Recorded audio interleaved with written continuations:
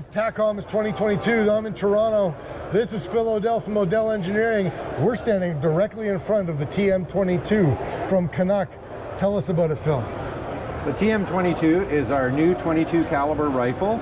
It is marketed under the Derya brand, which is one of our partner companies. 4 colors. It's 22 long rifle, magazine fed.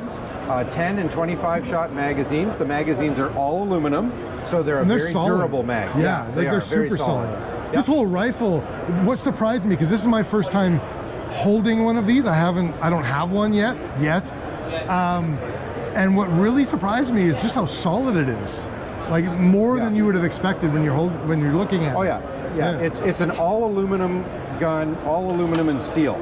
So you're not talking about polymer parts, with the exception of the obvious ones. It's the universal pistol grip. Yeah. So this is a nice grip that's on here. It's soft, but if you have one that you prefer, you can change it out. Because it fits most modern sporting rifles.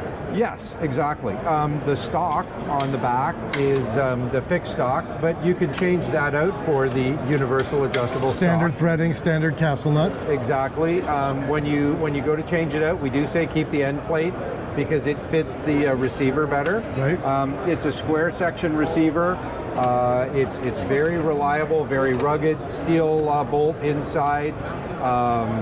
The trigger is unique. It's not a 960 pin pattern trigger. Okay. It's its own trigger. Floated barrel on the forend. Yeah. Threaded nice muzzle. M-lock. Yes, 12, they 3, are 6, and 9. correct, and they are actually proper M-lock slots. Yeah. So your M-lock accessories will fit in. There's clearance inside, so the M-lock locks that rotate 90 degrees have room and they don't interfere with the barrel. Oh, good. Yeah. The rail. That's a good, important point, because I've seen regular handguards that you get from, like, people that would love buying Amazon Wish. We do it all the time. I don't know why. They're not always like that. They don't always have the clearance that you need on the inside. That's correct. Yeah. And that has a very, very adverse effect on your accuracy. Oh, I imagine. If you're touching the barrel in there and people are like, oh, it's a 22. No, 22s are just as sensitive. I mean, we started with barrel betters on 22s. Yeah. But yeah, the other thing, threaded muzzle. Yeah. So if you're tuning this up for maple seed or something like that, you can put a tuner on it. You know what I like? I like that you've got the pick rail extended so that it makes contact here with the handguard as well.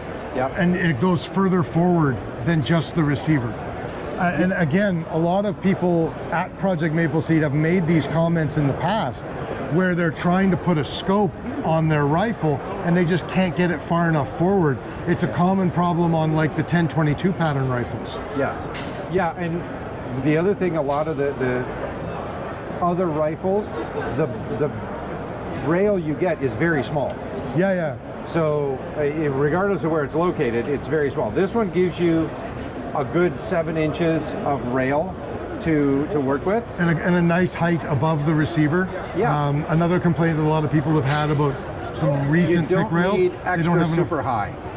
Yes, right? But also certain types of optic need that a little bit of an additional clearance. I'm trying to remember.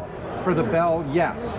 There was a That's specific true. And sometimes on the I can't remember what eyepiece. it was, folks, but there was a specific type of optic with some of the 180 patterns that won't fit on the pick rails on some of the 180 pattern rifles because they've got it too low down to the receiver. That clearly would not be an issue here.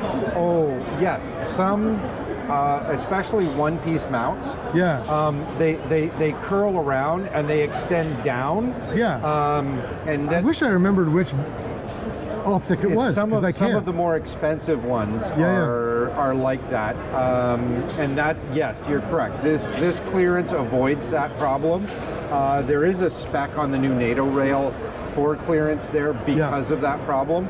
But the old 1913, they can be really tight. And yes, some of the 180 pattern rifles, that rail is basically on top of the receiver. Yeah. And yes, they do interfere. It is. This is made it does two things. One, it eliminates that problem, but also giving you a little bit of lift. You don't necessarily need to go hunting for super high rings, which are not always available. Exactly. Yeah, that makes sense. Yeah. Now, obviously it's direct blowback. Yes, it is. And if I may here, you've got your charging handle on this side. Yeah, I like the safety on this too. Like obviously it's a proprietary safety, but it's nice. It's very tactile. It looks. I almost said it feels good in the hand. That's a very cliched thing to say for YouTube gun reviewers. But also like the charging handle is nice and small, so it's not getting in the way. Yep. But it's easy to manipulate. Yes.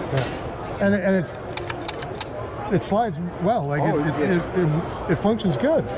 You know what's funny? I wasn't in a hurry to grab one of these for myself because I mean Jens will know that I like the Rimfire. And I wasn't in a super huge hurry. I was like, I'll finish up a couple other things, then I'll grab, you know, the TM22 and I'll work with that. Now that I've been here and I've seen one in person, I'm calling you when I get back home because I'm going to get one of these right away. Yeah. Although you guys are working on another, let's call it model, in a different color. Yeah.